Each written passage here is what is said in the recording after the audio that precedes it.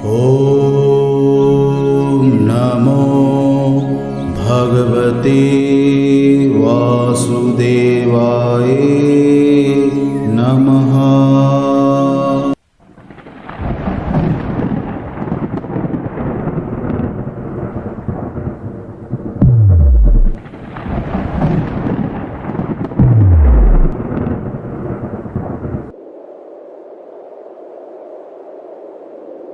धृतराष्ट्र बोले, हे संजय, धर्मभूमि कुरुक्षेत्र में एकत्रित युद्ध की इच्छा वाले मेरे और पांडु के पुत्रों ने क्या किया?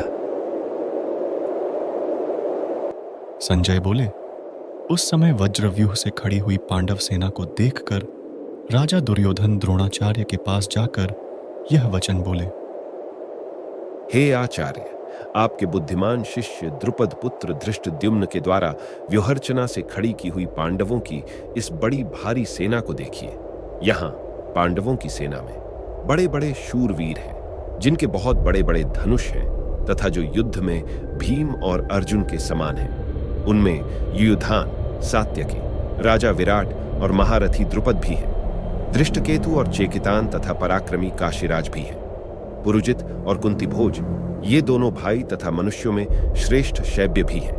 पराक्रमी युद्धामन्यु, बलवान उत्तमौजा, सुभद्रा पुत्र अभिमन्यु और द्रौपदी के पुत्र, ये सब महारथी हैं। हे द्विजोत्तम, हमारे पक्ष में भी जो विशिष्ट योद्धागण हैं, उनको आप जान लीजिए।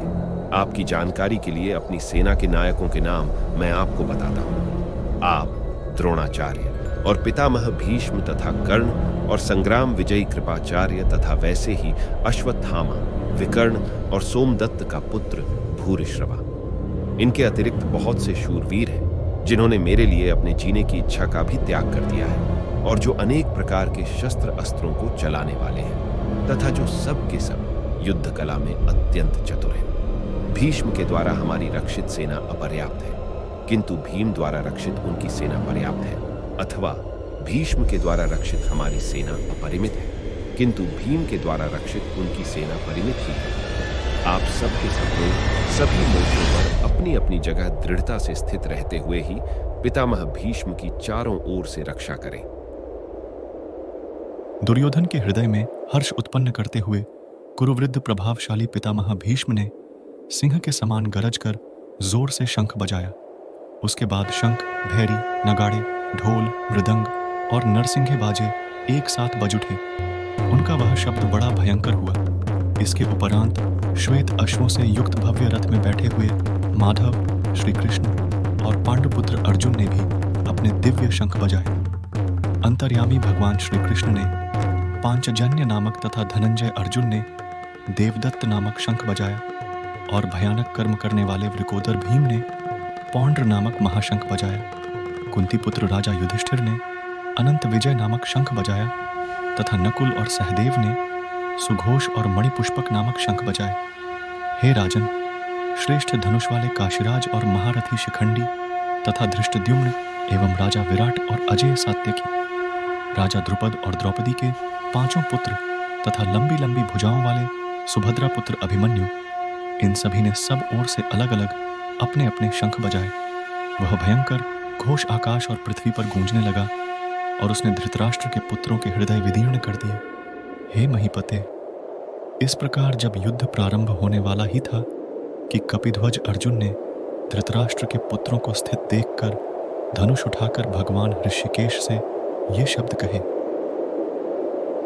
अर्जुन ने कहा, हे अच्युत, मेरे रथ को दोनों सेनाओं के मध्य खड़ा कीजिए, जब तक मैं युद्ध क्षेत्र में खड़े हुए इन युद्ध की इच्छा वालों को देख न लूं कि इस युद्ध रूप उद्योग में मुझे किन किन के साथ युद्ध करना है। दुष्ट बुद्धि दुर्योधन का युद्ध में प्रिय करने की इच्छा वाले जो ये राजा लोग इस सेना में आए हुए हैं, युद्ध करने को उतावले हुए, इन सबको मैं देख लूं। संजय ने कहा, हे भारत धृतराष्ट्र, अर्जुन के इस प्रकार कहने पर भगवान ऋषिकेश ने दोनों सेनाओं के मध्य उत्तम रथ को खड़ा किया। भगवान श्री कृष्ण ने दोनों सेनाओं के मध्य भाग में पितामह भीष्म और आचार्य द्रोण के सामने तथा संपूर्ण राजाओं के सामने श्रेष्ठ रथ को खड़ा करके इस तरह कहा कि हे पार्थ, इन इकट्ठे हुए कुरुवंशियों को देख। उसके बाद प्रथानंदन अर्जुन ने उन दोनों ही सेनाओं में स्थित पिताओं को, पितामहों को, आचार्यों को, मामाओं को, भाइयों को, पुत्रों को, पौत्रों को तथा मित्रों को, ससुरों को और सुहृदों को भी देखा। इस प्रकार उन सब बंधु बांधवों को खड़े देखकर कुंती पुत्र अर्जुन का मन करुणा से भर गया और विषादयुक्त होकर उन्होंने यह कहा। अर्जुन बोले, हे कृष्ण, युद्ध की इच्छा वाले इस कुटुंब समुदाय को अपने सामने उपस्थित देखकर मेरे अंग शिथिल हुए जाते हैं, मुख भी सूख रहा है और मेरे शरीर में कंप तथा रोमांच हो रहा है। मेरे हाथ से गांडीव, धनुष गिर रहा है और त्वचा जल रही है। मेरा मन भ्रमित सा हो रहा है और मैं खड़े रहने में असमर्थ हूं। हे केशव, मैं लक्षणों, शकुनों को भी विपरीत देख रहा हूं और युद्ध में स्वजनों को मारकर श्रेय, लाभ भी नहीं देख रहा हूं। हे कृष्ण, मैं न विजय चाहता हूं, न राज्य और न सुखों को ही चाहता हूं। हे गोविंद, हमें राज्य से अथवा भोगों से और जीने से भी क्या प्रयोजन है?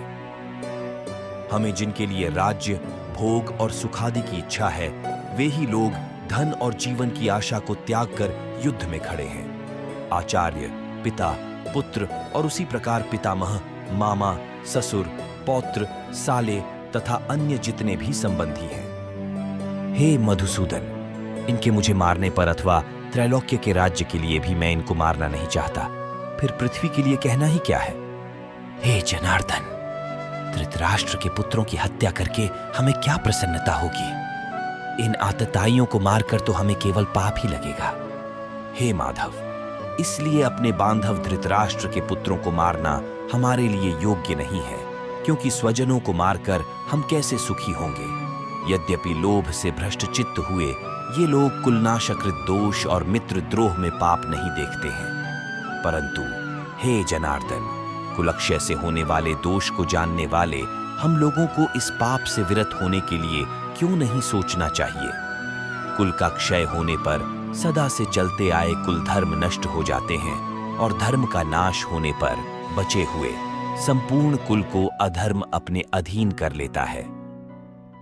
हे कृष्ण, पाप के अधिक बढ़ जाने से कुल की स्त्रियां दूषित हो जाती हैं और हे वार्ष्णेय, स्त्रियों के दूषित होने पर वर्ण संकर उत्पन्न होता है। वर्ण संकर कुल घातियों को और कुल को नरक में ले जाने वाला ही होता है। श्राद्ध और तर्पण न मिलने से इन कुल घातियों के पितर भी अपने स्थान से गिर जाते हैं। इन वर्ण संकर कारक दोषों से कुल घातियों के सनातन कुल धर्म और जाति धर्म नष्ट हो जाते हैं। हे जनार्दन, जिनके कुल धर्म नष्ट हो जाते हैं उन मनुष्यों का अनिष्ट काल तक नरक में वास होता है, ऐसा हम सुनते आए हैं। ये बड़े आश्चर्य और खेद की बात है कि हम लोग बड़ा भारी पाप करने का निश्चय कर बैठे हैं, जो कि राज्य और सुख के लोभ से अपने स्वजनों को मारने के लिए तैयार हो गए हैं। यदि मुझ शस्त्र रहित और प्रतिकार न करने वाले को ये शस्त्रधारी कौरव रण में मारें तो भी वह मेरे लिए कल्याणकारक होगा। संजय बोले, ऐसा कहकर शोकाकुल मन वाले अर्जुन बाण सहित धनुष का त्याग करके युद्ध भूमि में रथ के पिछले भाग में बैठ गए।